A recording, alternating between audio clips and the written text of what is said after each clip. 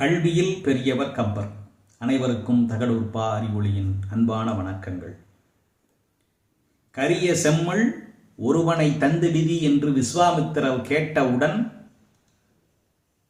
யமனே வந்து முன்னால் நிற்பதைப் போல தயரதன் உணர்ந்தான்.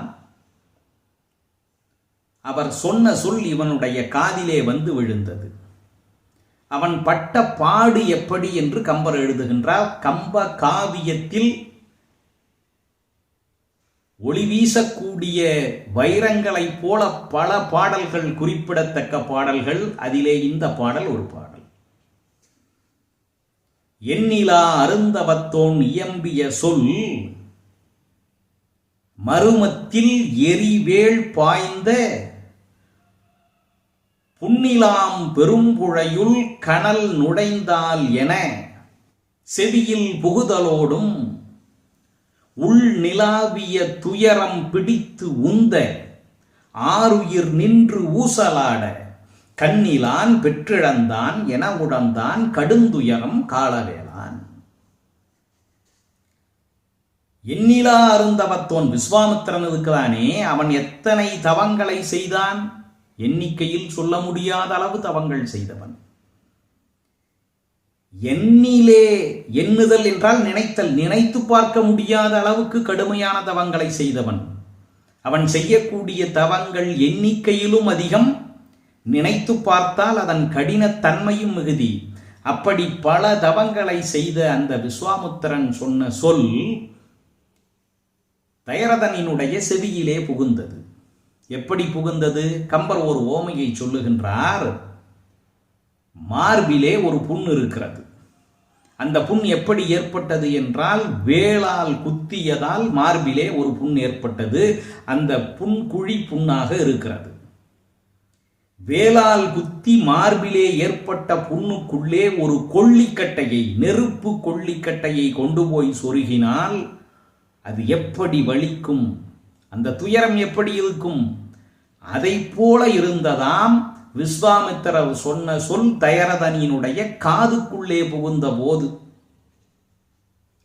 பொதுவாக பழமொழியே வெந்த புண்ணிலே வேள் நுழைந்ததை போல என்று சொல்லுவார்கள். நெருப்பினால் ஒரு புண் ஏற்பட்டிருந்து அங்கே ஒரு வேலை சொருகினால் அது கூடுதலாக வலியாக இருக்கும். ஆனால் கம்பர் மாற்றுகின்றார். இரண்டு வகையாக புண் ஏற்படுகிறது. ஒன்று நெருப்பினால் ஏற்படுகின்ற புண், இன்னொன்று வேளால் கத்தியால் ஏற்படக்கூடிய புண். வழக்கமாக சொல்லக்கூடிய பழமொழி, முதலிலே நெருப்பால் ஏற்பட்ட புண், அதற்குள்ளே வேலை சொருகுதல் என்பது. இருக்கக்கூடிய புண்களிலேயே மிக கடினமான துன்பத்தை ஏற்படுத்தக்கூடிய, வலியையும் துயரையும் தரக்கூடிய புண் நெருப்பால் ஏற்படக்கூடிய காயம்.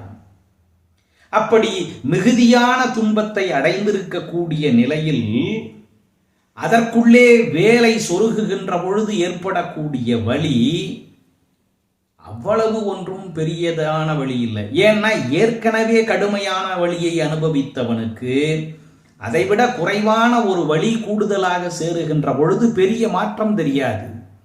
கம்பர் இந்த இடத்திலே மாற்றுகின்றார். தயரதனினுடைய மார்பிலே வேளால் ஒரு புண் ஏற்பட்டது. அந்த புண் வலிதான்.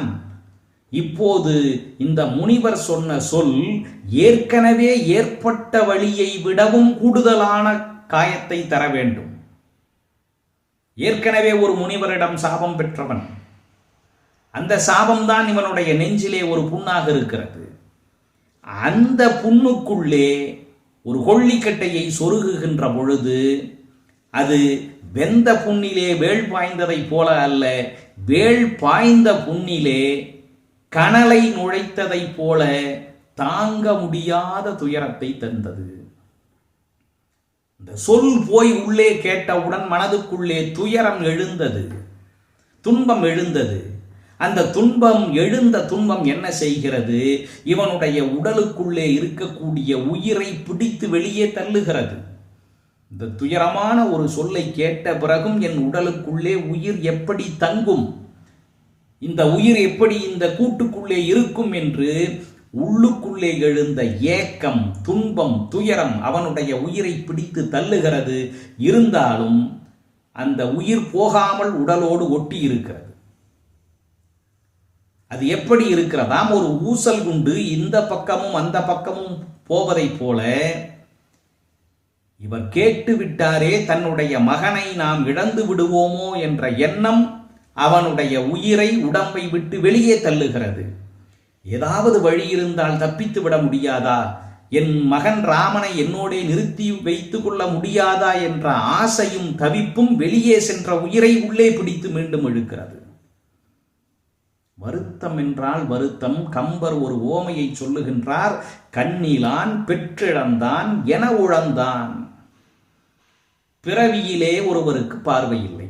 இந்த உலகத்திலே இருக்கக்கூடிய எதையும் பார்க்க முடியாது. அது ஒரு துன்பம். அது துன்பம்தான். உலகத்திலே எல்லோரும் பார்த்து அனுபவிக்கக்கூடிய இன்பங்களை எல்லாம் தன்னால் காண முடியாமல் போனதே என்பது ஒரு துன்பம்தான். அந்த துன்பம் என்ன ஆனது? இடையிலே ஏதோ ஒரு காரணத்தால் பார்வை வந்து விட்டது. பிறவியிலே இருந்து பார்க்காத ஒருவன் பார்வை கிடைத்தவுடன் எவ்வளவு மகிழ்ச்சி அடைவான்? பிறவியிலிருந்தே யாருக்கெல்லாம் பார்வை இருக்கிறதோ அவர்களை விட பன்மடங்கு மகிழ்ச்சி அடைவான். ஏனென்றால் அவனிடம் இல்லாத ஒன்று புதிதாக அவனுக்கு கிடைத்தது. மிகுதியான மகிழ்ச்சி அடைந்தான். எல்லாவற்றையும் பார்த்து பார்த்து ரசித்தான். இத்தனை ஆண்டு காலம் பார்க்காததையெல்லாம் சேர்த்து சேர்த்து பார்த்து கொண்டிருந்தான். அப்படி பார்த்து கொண்டிருந்தவனினுடைய பார்வையை மீண்டும் சட்டென்று பறித்து விட்டார்.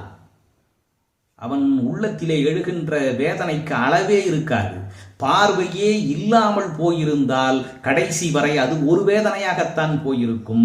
பார்வையே இல்லாத ஒருவனுக்கு பார்வையை கொடுத்து அவன் இந்த உலகத்திலே இருக்கக்கூடிய இன்பங்களை பார்வையின் மூலமாக அனுபவிக்க செய்துவிட்டு, அப்படி இன்பத்தை அனுபவத்தை கொடுத்த பிறகு மீண்டும் அதை பறித்து கொள்வதென்பது பிறவியிலிருந்தே இல்லாததை விட மிக பெருங்கொடுமை.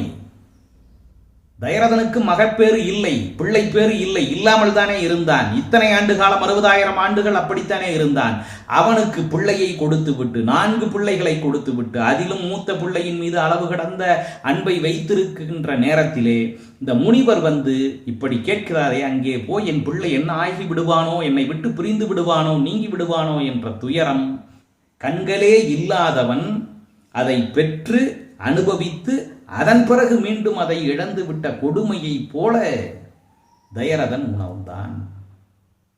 எண்ணிலா அருந்தவத்தோன் இயம்பிய சொல் மருமத்துள் எரிவேல் பாய்ந்த புன்னெலாம் பெரும்புழையுள் கனல் நுழைந்தால் என செவியில் புகுதலோடும் உள் நிலாவிய துயரம் பிடித்து உந்த ஆறுயிர் நின்று ஊசலாட கண்ணிலான் பெற்றிழந்தான் என உழந்தான் கடுந்துயரம் காலவேலான். இந்த துயரிலே இருந்த தயரதன் விஸ்வாமித்திரருக்கு என்ன மறுமொழி கூறினான்? நாளை காண்போம். நன்றி, வணக்கம்.